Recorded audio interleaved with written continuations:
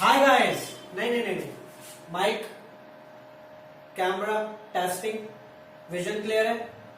बहुत सारे जने मुझसे बोलते हैं सर ब्लैक पे व्हाइट, व्हाइट पे ब्लैक। ऐसा नहीं है गाइस, जो पीपीटी का पीछे का बैकग्राउंड है वो एक्चुअली ब्लैक है, इसलिए उसके ऊपर फॉन्ट क्या है, व्हाइट है एंड वॉल है। कुछ चेंज करा है, देखने आपको अच्छा लगता है क्या। माइक है ओके एंड विजन भी चेंज है। क्लियर हो गया होगा, शायद दिख रहा होगा आपको क्लियरली। चलिए स्टार्ट करते हैं वापस। Okay, hi guys, welcome back to my channel 15 minutes for English. आज हम क्लास 12 एंड 11 बोथ के लिए कॉमन टॉपिक लाए हैं। स्पीच राइटिंग इंपॉर्टेंट है, 8 to 10 मार्क्स का। ओके चलिए देखते हैं। A speech is a formal talk that a person delivers to an audience। एक स्पीच क्या है, एक फॉर्मल टॉक है, यानी इसमें ओ भाई, ये तेरी, ये ऐसे वर्ड यूज नहीं कर सकते। फॉर्मल वे में आपको एड्रेस करना है बहुत सारी ऑडियंस को। चलिए, effective way of communicating a message to a large audience.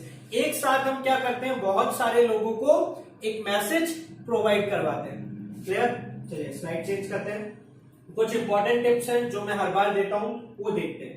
A speech should begin with a eye catchy introduction. Means जो इंट्रोडक्शन होगा वो आई कैची होना चाहिए, वो पढ़ के लोगों को पता चलना चाहिए कि आपकी स्पीच किसके ऊपर। Clear?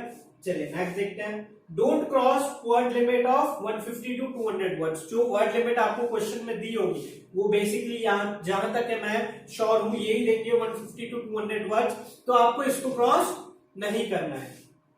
Speech reflect both balanced views. Guys इस पॉइंट को इंपॉर्टेंट है, थोड़ा ध्यान से समझिए। जैसे डिबेट होती है, डिबेट और स्पीच में ज्यादा डिफरेंस नहीं होता है, बट डिबेट क्या होती है, अगेंस्ट में होती है और किसी के फेवर में। तो आपको जो स्पीच है उसमें ऐसा नहीं करना है, उसमें दोनों व्यू जो है यानी फेवर भी और अगेंस्ट भी वो बैलेंस होने चाहिए, यानी दोनों पॉइंट्स ऑफ व्यू होने चाहिए। चलिए, give title at the top. जो टाइटल है वो टॉप में आएगा, बीच में अभी आपको फॉर्मेट से ये और चीज क्लियर हो जाएगी। फॉर्मेट देखते हैं गाइस, इंपॉर्टेंट है फॉर्मेट ऑफ स्पीच। यहाँ पे आपको टॉपिक लिखना है कैपिटल्स में, उसके बाद 3 और 4 पैराग्राफ यानी 4 पैराग्राफ आएंगे, वो अभी आपको मैं बताता हूं कैसे। और देन एंड में जैसे ही 4th पैराग्राफ खत्म होता है, कोई लाइन नहीं छोड़नी है, उसके बाद नेक्स्ट की लाइन में आपको क्या लिखना है, थैंक यू। क्लियर है? फॉर्मेट समझ में आ गया। सबसे ऊपर हेडिंग आएगी, टॉपिक आएगा यानी कैपिटल्स में, उसके बाद 4 पैराग्राफ आएंगे स्पीच के, उसके बाद क्या आएगा, थैंक यू। चलिए आगे देखते हैं। फॉर्मेट ऑफ बॉडी का बहुत सारे स्टूडेंट्स बोलते हैं सर बॉडी में क्या लिखे, लिखा ही नहीं आता, वहां समझ में नहीं आता। तो ये रही बॉडी, कैसे बनानी है, एक एक पॉइंट से एक एक पैराग्राफ वो बता देते हैं। चलिए फर्स्ट पैरा देखते हैं guys. Start with the greetings. Greetings means जैसे आप स्कूल के सामने स्पीच बोल रहे हैं तो आप क्या बोलते हैं, good morning sir, principal sir, teachers and my dear friends. तो ये क्या है, ग्रीट करना है आपको, ग्रीटिंग्स देनी है, तो इससे स्टार्ट करना है।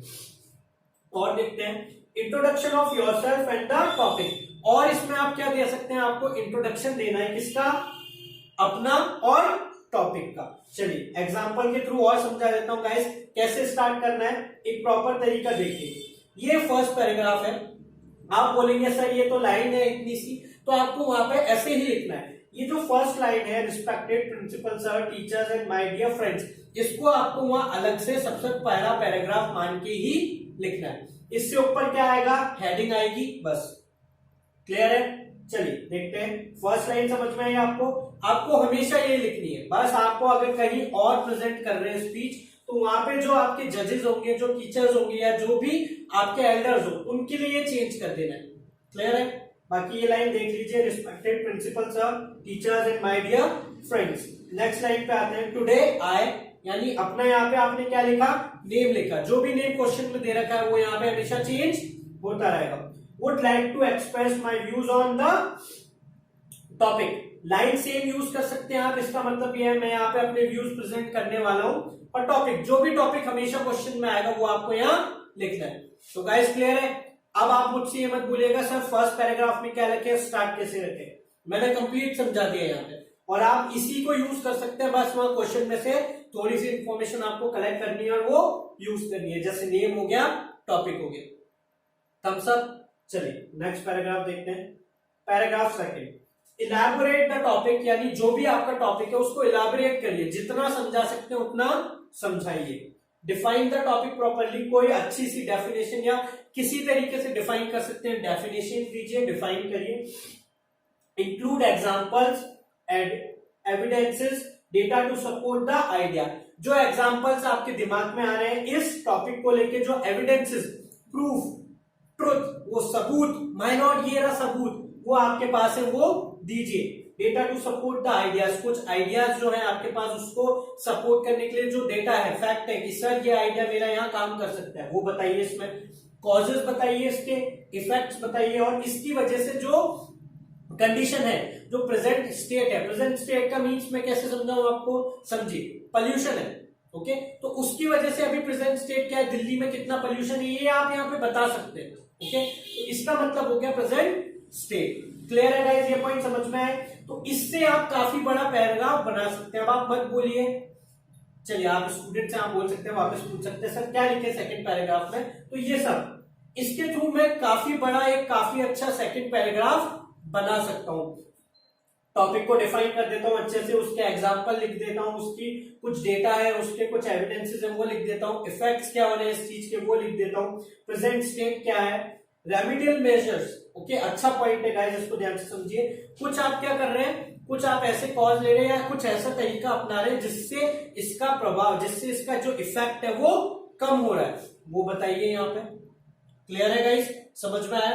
तो यानी होल एंड सोल ऐसे बोल सकते हैं उस टॉपिक के बारे में, आप जो जानते हैं, जो आप देख रहे हैं, जो हो रहा है, वो सब आप किस में बताएंगे, सेकंड पैराग्राफ। क्लियर है? चलिए एग्जांपल देखते हैं। Remember the first day you took to smoking, smoking के ऊपर है, अच्छा है। You said no to your friend but they insisted and you started tentatively, this is how 90% youngsters start smoking.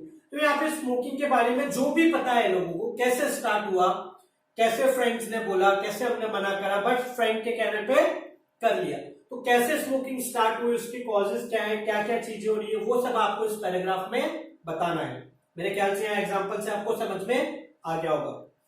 Smoking is the most common cause of lung cancer, it dramatically increases the risk of cancer of mouth. तो मुझे जो भी पता था, जो भी information मेरे पास है, वो मैंने यहाँ पे सेकंड पैराग्राफ में दे दी। कौन से पैराग्राफ में? सेकंड। तो सेकंड पैराग्राफ काफी बड़ा होगा। चलिए थर्ड पैराग्राफ देखते हैं guys. Summarize the most important points in your speech but do not repeat them. अच्छा पॉइंट है गाइस, यही चेंज है आर्टिकल में, स्पीच में, या फिर डिबेट में, स्पीच में। इस चीज को ध्यान से समझिए। थर्ड पैराग्राफ जो है उसमें आपको क्या करना है, वो बहुत ज्यादा बड़ा नहीं होगा, बट आपकी स्पीच के जो मेन पॉइंट्स हैं, मेन पॉइंट्स, ओके, उनको आपको कहां लिखना है, थर्ड पैराग्राफ में मेंशन करना है, ओके। बट ध्यान रखिएगा वो ऊपर वाले पैराग्राफ में यानी सेकंड पैराग्राफ में रिपीट नहीं होने चाहिए, रिपीटेड पॉइंट्स आपको नहीं लिखने। तो कुछ इंपॉर्टेंट आइडिया या कुछ ऐसा मैसेज जो आप देना चाहें कि ये ऐसे करोगे तो इससे यही होगा, तो वो आप किसके लिए बचा के रखें, थर्ड पैराग्राफ के लिए। हो गया इजी स्पीच राइटिंग। चलिए एग्जांपल के थ्रू देखते हैं। Similarly, the habit of chewing tobacco products like जर्दा is harmful for us as it leads to cancer of the mouth। तो यहाँ पे मेरे को क्या पता था कि टबैको जो है, जर्दा हम जो खाते हैं, उससे भी हम कहां पे जा सकते हैं, कैंसर ऑफ माउथ की तरफ। तो ये एक इंपॉर्टेंट इंफॉर्मेशन थी जो मैंने किसके लिए बचा के रखी, थर्ड पैराग्राफ के लिए। क्लियर है गाइस? तो कुछ जो इंपॉर्टेंट पॉइंट्स है वो आपको कहां देने हैं, थर्ड पैराग्राफ में। चलिए नेक्स्ट देखते हैं। Fourth and important paragraph, conclusion. Conclusion हमें पता है क्या होता है, उसमें आपको कुछ सजेशंस देने, कुछ सॉल्यूशंस देने हैं इसके रिगार्डिंग। और क्या क्या लिख सकते हैं, कोई अपील कर सकते हैं, हे भाई जर्दा तंबाकू खाना बंद कर दो, ऐसा एक वार्निंग है, कुछ वार्निंग दे सकते हैं, ये नहीं करोगे तो इसके साथ ऐसा होगा। कोई रिक्वेस्ट कर सकते हैं कि भाई प्लीज बंद कर दीजिए। कोई एक्सप्रेशन ऑफ थैंक्स, यानी ये हमारे थैंक यू के लिए, एंड में आपको क्या लिखना है, थैंक यू, ओके। चलिए एग्जांपल के थ्रू समझते हैं। आई थिंक इजी पैराग्राफ है, ये पॉइंट्स आपको समझ में आ गए होंगे। The benefits of giving up smoking or giving up chewing tobacco outweigh the high you get after indulging in these habits। मतलब जो इनके बेनिफिट्स हैं वो बहुत ज्यादा है, ओके, इतने ज्यादा है कि आप इन चीजों को करने से वो ऐसे ही हटा दिए जाते हैं। So let's pledge to make this world a no tobacco zone today। तो यहाँ पे एक रिक्वेस्ट करी गई है कि हम क्या करते हैं, एक प्लेज लेते हैं कि हम इस देश में, इस कंट्री में और इस प्लेनेट को क्या करेंगे, नो टबैको जोन बनाएंगे। उसके बाद क्या लिखा गया है, थैंक यू। समझ में आया गाइस? ये है हमारा पैराग्राफ नंबर 4 और उसके बाद हमने कोई लाइन नहीं छोड़ी और उसके बाद क्या लिखा है, थैंक यू लिखा है। एक बात ध्यान से समझिए, पैराग्राफ चेंज जो होता है यानी फर्स्ट पैराग्राफ के बाद आपको लाइन नहीं छोड़नी है। जस्ट अगर आपका मिड में खत्म होता है तो वो वाली हाफ लाइन छोड़ दीजिए और नेक्स्ट लाइन से चालू कर दीजिए। जस्ट पैराग्राफ चेंज दिखाना है, लाइंस नहीं छोड़नी है। चारों पैराग्राफ क्लियर है? आई थिंक अब आपकी स्पीच राइटिंग इजी हो गई होगी। बहुत सिंपल है गाइस, इस चीज को फॉलो करिए। मैं अपना प्रमोशन नहीं कर रहा हूं बट मुझे नहीं लगता शायद ये आपको कहीं और बुक्स में मिलेगी। मैंने बहुत सारी जगह से, मुझे स्टूडेंट्स बोलते हैं सर आप गोल्डन में से पढ़ा रहे हैं क्या? हाँ भाई, मैं भी पढ़ता था गोल्डन में से, भी, बीबीसी में से भी, एवरग्रीन में से भी, इंटरनेट से भी। और जो मेरे पास इंफॉर्मेशन है सब जगह से कलेक्ट करके कुछ पॉइंट्स बनाता हूं आपके लिए, और वो ये है। तो ये आपको और कहीं नहीं मिलेंगे बट इनके थ्रू आप इतना कह सकते हैं कि आप स्पीच राइटिंग बहुत इजीली लिख सकते हैं। आप पूरा राइटिंग सेक्शन या पूरी जो इंग्लिश है वो इजीली पास आउट कर सकते हैं, मार्क्स गेन कर सकते हैं 11th एंड 12th में। ओके, तो ये यहाँ रहा हमारा स्पीच राइटिंग का topic and for 11th and 12th। ये मेरी मेल आईडी है एंड मेरा फोन नंबर है। फॉर मोर वीडियोस मेरे चैनल को लाइक कीजिए, सब्सक्राइब कीजिए। जिसको भी बुक परचेज करनी है, नोट्स परचेज करने हैं, वो मुझे कांटेक्ट कर सकते हैं। फ्री ऑफ कॉस्ट नहीं है गाइस, पेड नोट्स है, बट आप मुझसे मेरी मेल आईडी पे ले सकते हैं या मेरे नंबर पे मुझे कॉल करके बता सकते हैं। फॉर मोर वीडियोस मेरे चैनल को लाइक कीजिए, सब्सक्राइब कीजिए, देखते रहिए 15 minutes for English. Thank you guys.